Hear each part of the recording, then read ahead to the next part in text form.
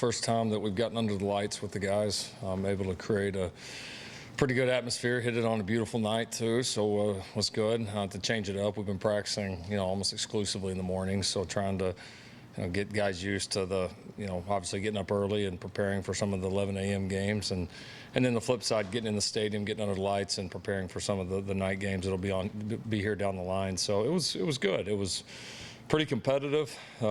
Offense started out pretty quick, and then defense certainly kind of responded in the kind of the middle back half. So ended up overall on the day being very, very back and forth, which has honestly been about how the entire camp has gone. It's just been kind of each side just trading shots. There hasn't really been a lot of sustained dominance, I would say, by either side. So as coaches, you've appreciated the competitiveness.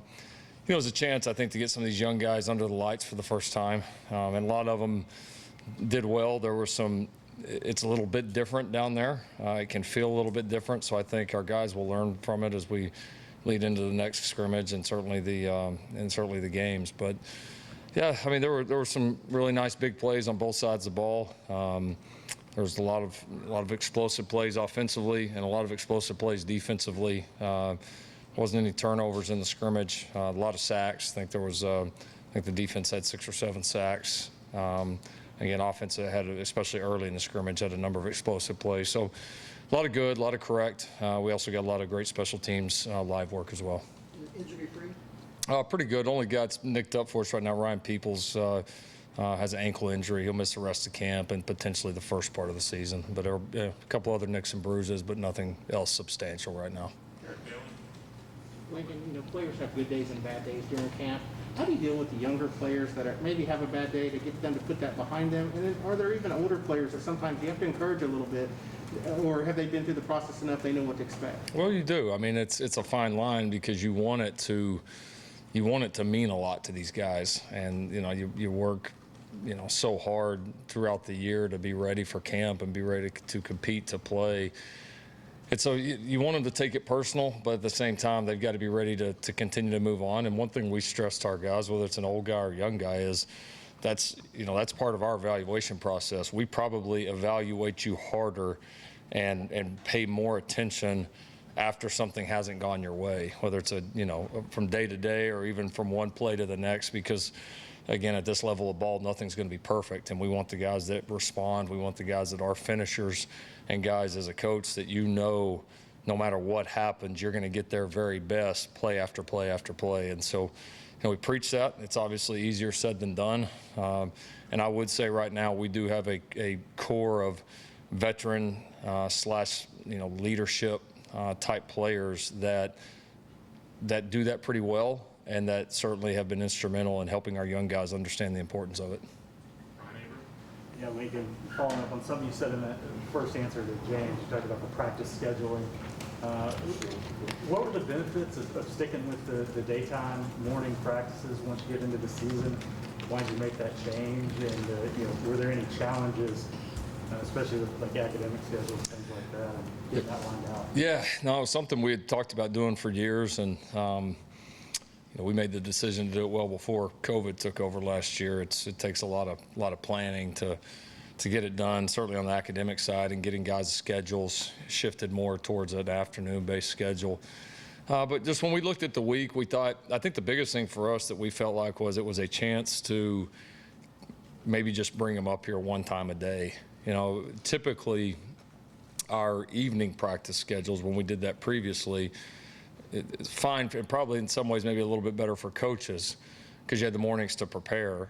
But what we found out is unless you wanted to, it was tough to get the practice, lift, meetings, all that done in a block in the evening. So typically they would come up in the mornings, get any type of lift, workout, whatever was going on, class, and then back up here. And when you look through the entire season, it's just those hours add up, and coming back and forth up here over and over when you're trying to be as efficient as you possibly can be. And this allowed us to do more kind of one-stop shopping, where guys are be able to come up here, get everything done in the mornings.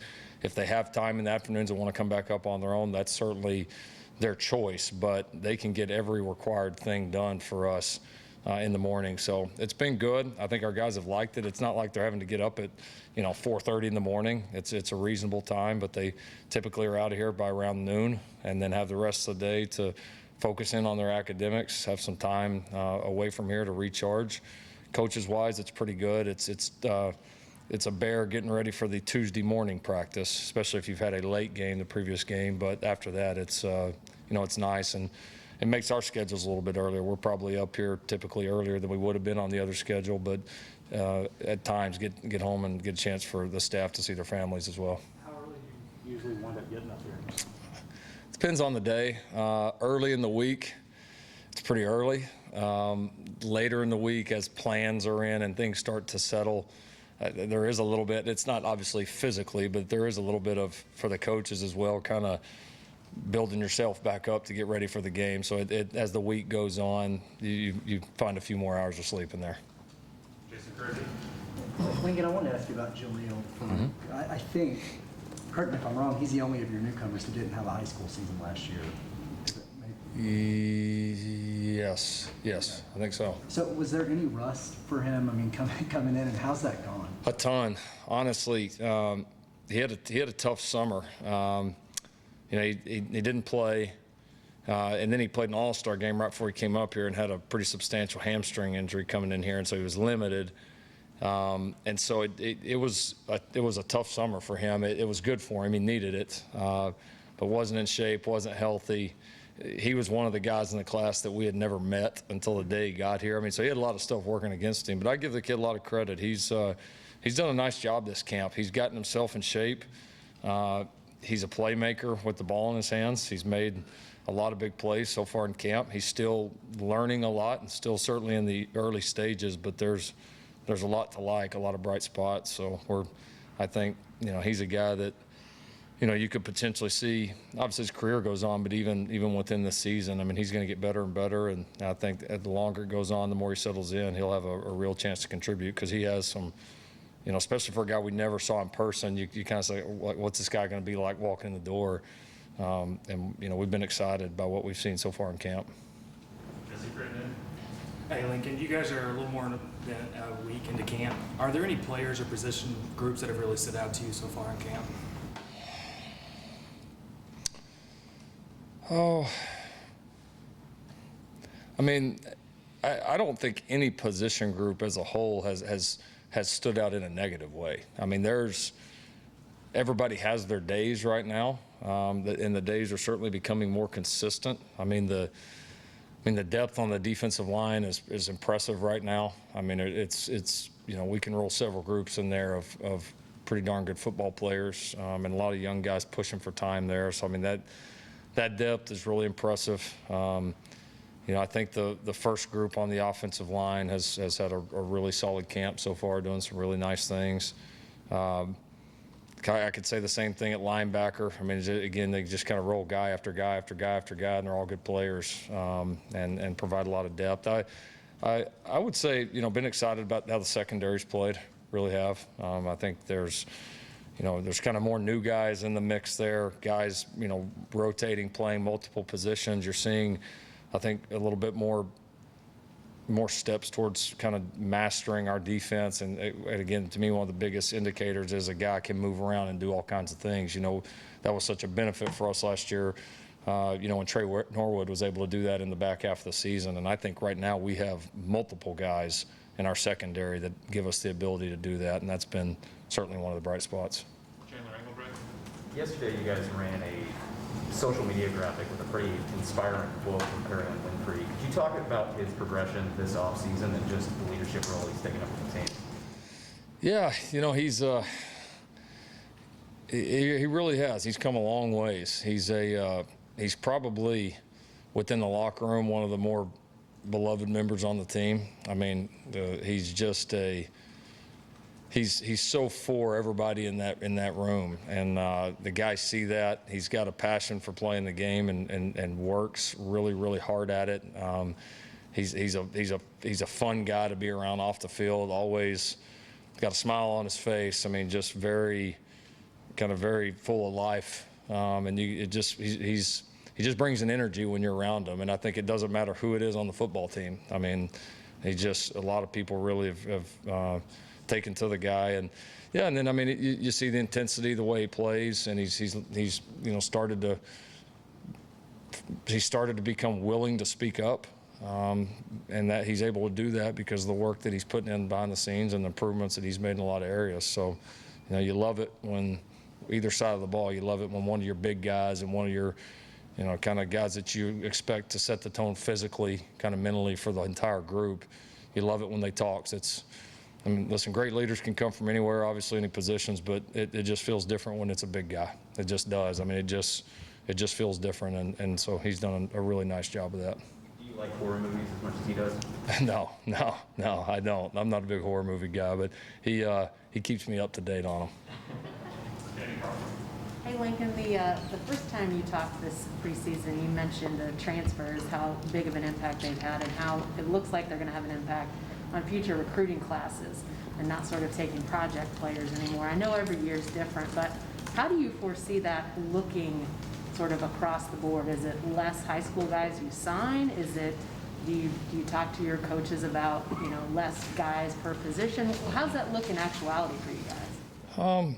In the end, not that it's our intent, but it certainly is going to be less high school guys signed. I mean, I think that's going to be everywhere unless they change the rule on the 25 initials. I mean, that would obviously change things, and we may be headed for that at some point. Because again, you look a few years down the line, and I think we're going to be in better position than most people. But even there's some things down the line for us that make us nervous as far as the roster.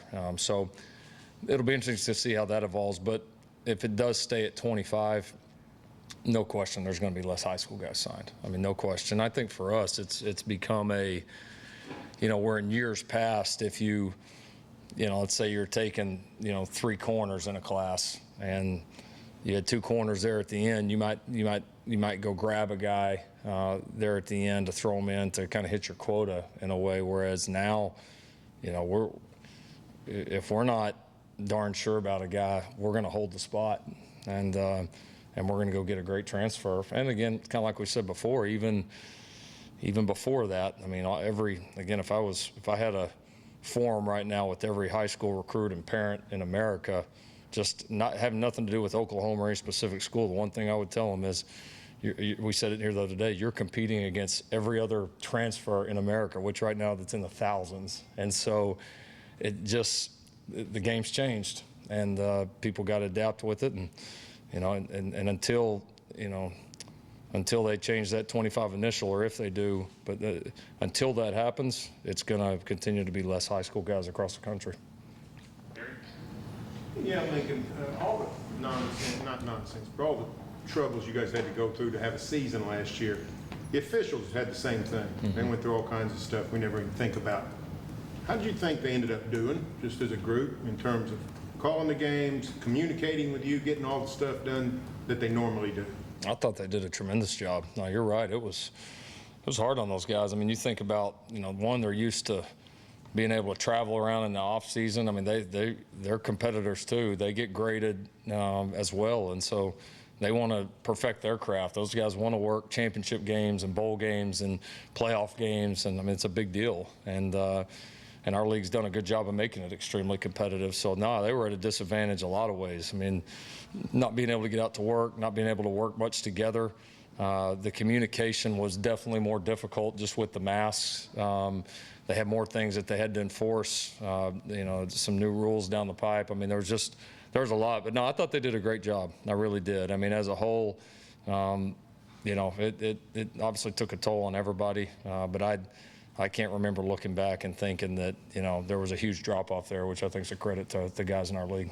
Has Greg Mertz made it up yet to chat with you? He has. How did that go? It was great. No, it was good. Saw Greg probably 2 weeks ago, somewhere in that range. Yeah, he came up. He's been really professional. I've loved dealing with him the entire time. I think the Big 12 hit a home run when they hired him. He does a great job communicating with the coaches, you know, and he's not afraid to tell you when he thinks he's right or they're right, and he's not afraid to admit when he thinks they're wrong, and he does a really good job communicating process, and has been very helpful and very responsive. And we had a great visit with him a few weeks ago. Okay, Sorry, time for one more. Joey? Yeah, you've seen your team for a week and a half now. I think it's pretty well documented, not having spring last year, how much that hurt everyone across the country. How much of a tangible difference can you gauge right now on just your team's progress compared to last year? Every year is different, obviously, but. Yeah, no, there's a lot of things you can tell we had spring ball. I mean, you definitely can. I mean, it's, we're a lot further along, for having that spring ball, and then obviously not just having musical chairs of players in and out in practice. There's been a whole lot more consistency to it. So yeah, certainly our team's a lot further along, but I would imagine everybody else in the country is too. So competitively, still got to try to get the most out of it. I like what we've done the first week and a half, but we've set some pretty clear sights on kind of this back half of camp, starting with today, that we've really got to take this time and make a big jump before we get into our mock game week, and so it's got to be attack mode all the way through. And so far, it's been positive, but long ways to go. All right, thank you all. Good to see everybody.